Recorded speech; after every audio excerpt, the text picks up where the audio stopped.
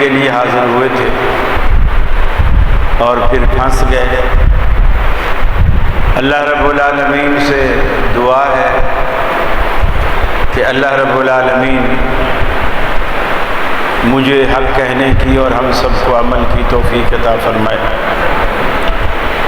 بس یہ کوئی 5-10 منٹ کی گفتگو ہے۔ آپ الحمدللہ ماں باپ چھوڑ کر ایک دینی درس گاہ میں خالصتاً حصول علم کے لیے یہاں تشریف لائے ہوئے ہیں۔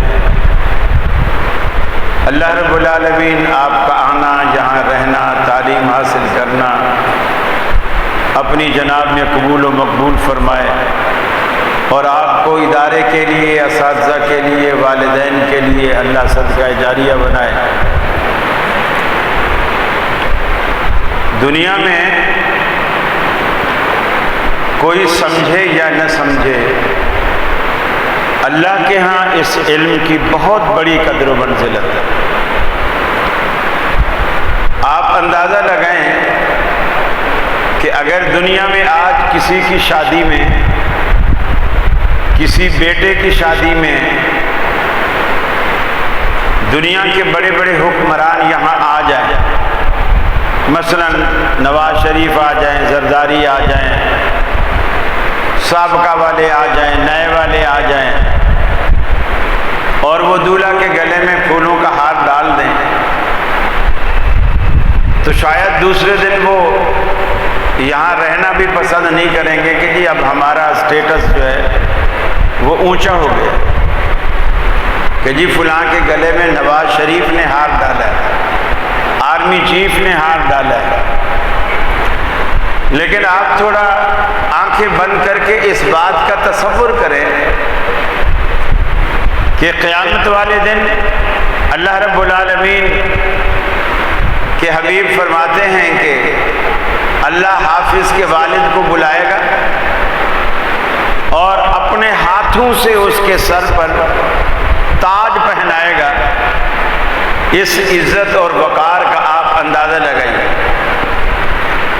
پھر ہم دنیا میں دیکھتے ہیں یہ جب بڑے لوگ آتے ہیں، اپنی گاڑیوں سے اترتے ہیں، ان کی گاڑی سے لے کر اسٹیج تک ایک ریڈ کلر کا یا گرین کلر کا کارپیٹ بچھایا جاتا ہے، پھر وہ اس پہ چل کر اسٹیج تک آتے ہیں۔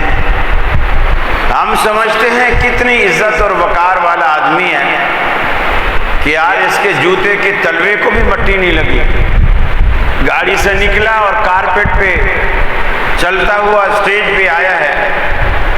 لیکن اس عزت کا تصور کیجئے ذرا آنکھیں بند کر کے کہ اللہ کے رسول فرماتے ہیں صلی اللہ علیہ وسلم کہ جب دین کا طالب علم حصول علم کے لیے، طلب دین کے لیے اپنے گھر سے ادارے کی طرف نکلتا ہے تو اس کے گھر سے لے کر اس کے ادارے تک اللہ کی رحمت کے فرشتے اس کے قدموں تلے اپنے پر بچھاتے ہیں۔ وہ کارپیٹ پہ چل کے آتے ہیں اور آپ فرشتوں کے پروں پہ چل کے آتے ہیں۔ اللہ کے ہاں اس کی بڑی قدر ہے اور بڑی قیمت ہے، کوئی مانے یا نہ مانے۔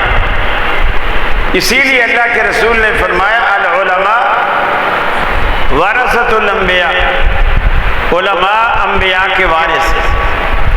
آخر میں ایک نصیحت طلباء کے لیے بھی اور اساتذہ کے لیے بھی گزارش کروں گا۔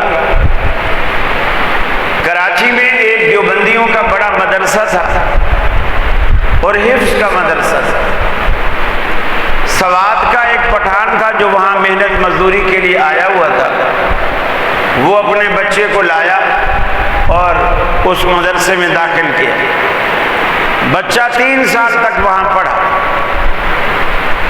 اور 3 سال میں اس نے صرف عامہ پارا، جسے آپ 30واں پارا کہتے ہیں، وہ اس نے یاد کیا، اور یاد بھی ایسا کیا کہ کوئی بھی سورت کہیں سے سنو اس کو 3-4 غلطیاں ضرور آتی تھی، چاہے چھوٹی سورت سنو چاہے بڑی سورت۔ 3 سال میں 1 پارہ، اور وہ بھی کچا پکا۔ مدرسے والوں نے میٹنگ کی اور کہا کہ اس سے ہمارا مدرسہ بدنام ہو رہا ہے، ڈل بچہ ہے، دماغ اس کا ہے نہیں، اور ممتحن جو بھی آتا ہے وہ دیکھتا ہے کہ بھی پچھلے سال بھی آخری سپارے میں تھا، اب بھی اسی سپارے میں ہے، اب بھی اسی سپارے میں ہے، اور منزل بھی اس کی کچی ہے، تو اس سے مدرسہ ہمارا بدنام ہو رہا ہے، اس کو نکالو۔ وہ اس کے والد کو جو سوات کا پٹھان تھا اس کو بلایا، اس نے بڑی منت سماجت کی کہ میرے بچے کو نہ نکالو، میں مزدور آدمی ہوں، میں کہاں جاؤں گا۔ انہوں نے نکال دیا۔ وہ بچے کو اپنے سوات میں ہی کہیں دوسرا کوئی دیوبندیوں کا مدرسہ تھا، وہ دیہات میں تھا، وہاں جا کے اس کو پڑھایا۔ وہاں وہ بچہ 3 سال پڑھا، پورا قرآن حفظ کر گیا، اور ایسا حفظ کیا کہ جیسے وہ قرآنی کمپیوٹر ہو، آگے پوچھو تو سناتا، اگر اگلی آیت سے پچھلی آیت پوچھو تو وہ بتاتا، اس سے پچھلی پوچھو وہ بتاتا، یعنی الٹا بھی پڑھ سکتا تھا، سیدھا بھی پڑھ سکتا تھا۔ اور جس نسخے پہ اس نے یاد کیا تھا، اگر کوئی آیت پڑھو اور پوچھو کہ یہ کس صفحے پر ہے، تو اس نسخے کا صفحہ بھی بتاتا تھا کہ جس قرآن پہ میں نے یاد کیا ہے اس کے فلاں صفحے پر یہ آیا ہے، پکا یاد ہو گیا۔ پٹھان کو تو غصہ تھا، وہ بچے کو مدرسے سے لایا، اور کراچی میں اسی مدرسے میں جنہوں نے کہا تھا تیرا بچہ ڈل ہے، ہمارا مدرسہ بدنام ہو رہا ہے، اس مدرسے میں لایا اور کہا کہ دیکھو تم کہتے تھے بچہ تمہارا پڑھ نہیں سکتا، اس سے مدرسہ بدنام ہو رہا ہے، اس کو جہاں سے مرضی تم قرآن مجید کو سنو، پڑھانا تمہیں نہیں آتا، اور دماغ بچوں کا خراب کر کے تم الزام لگا دیتے ہو۔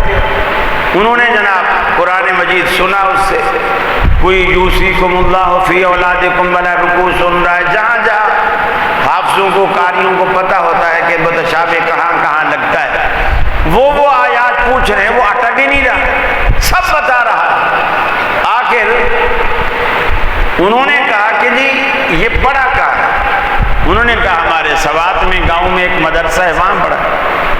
انہوں نے کہا ہم تجھے ٹکٹ دیتے ہیں، اسلام آباد سے کراچی کا ہوائی جہاز کا ٹکٹ دیتے ہیں، اپنے علاقے سے بس کا ٹکٹ دیتے ہیں، اپنے اس مدرسے کے استاد کو بلاؤ، وہ ہمارے مدرسے میں آئے اور ہمارے استادوں کو لیکچر دے کے بچوں کو کیسے پڑھاتا ہے۔ استاد کو بلایا گیا، وہ آ گیا، لوگوں نے پوچھا جی آپ بتائیں ہمارے استادوں کو بچوں کو آپ کیسے پڑھاتے ہیں۔ اس نے جو طریقہ بتایا وہ وہی طریقہ تھا جو اس مدرسے میں لوگ پڑھا رہے تھے۔ اس ٹائم ہم سبق سنتے ہیں، اس ٹائم سبق دیتے ہیں، اس ٹائم سبقی اور منزل سنتے ہیں وغیرہ وغیرہ۔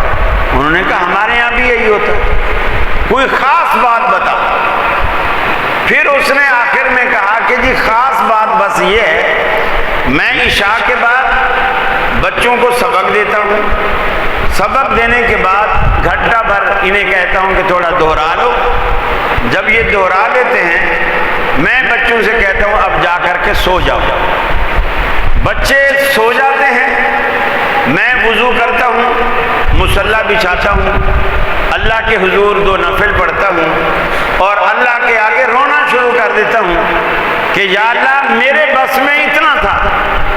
بچے سوتے رہتے ہیں، میں روتا رہتا ہوں اور اللہ سے کہتا ہوں اللہ میرے بس میں اتنا تھا جو میں نے پڑھا دیا، اب ان کے دل و دماغ میں بٹھانا یہ تیرا کام ہے۔ اور صبح جب بچے اٹھ کر میرے پاس آتے ہیں، سبق سناتے ہیں، سب کو سبق یاد ہوتا ہے۔ تو یہ بھی پڑھانے کا ایک گر ہے کہ اساتذہ طلباء کو اپنی دعاؤں سے نوازیں۔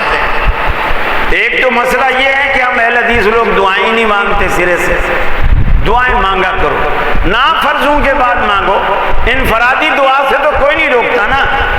ہم نے وہ انفرادی دعائیں بھی چھوڑ دی، اللہ سے مانگنے کی عادت ڈالو۔ طالب علم ہو تو مانگو، باپ ہو تو مانگو، ماں ہے تو مانگے، ماں باپ کی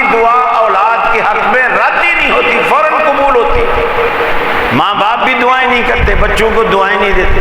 اساتذہ بھی منزل ماں باپ کے ہوتے ہیں، آپ بھی اپنے بچوں کو، طلباء کو دعاؤں سے نوازیں تو انشاءاللہ العزیز آپ کے مدرسے کا، جامعہ کا رزلٹ پورے لاہور میں ایسا ہوگا کہ لاہور والے آپ سے پوچھیں گے کہ جی آپ کے اساتذہ کیسے پڑھاتے ہیں؟ پھر آپ کی مرضی وہ راز بتائیں یا نہ بتائیں، آپ بچوں کو اپنی دعاؤں سے ضرور نوازا کیجئے۔ اللہ سے دعا ہے اللہ رب العالمین ہمارے بچوں کو کامیاب فرمائے، دین کی محبت ہمارے بچوں کے دلوں میں پیدا فرمائے، قرآن کی محبت پیدا فرمائے،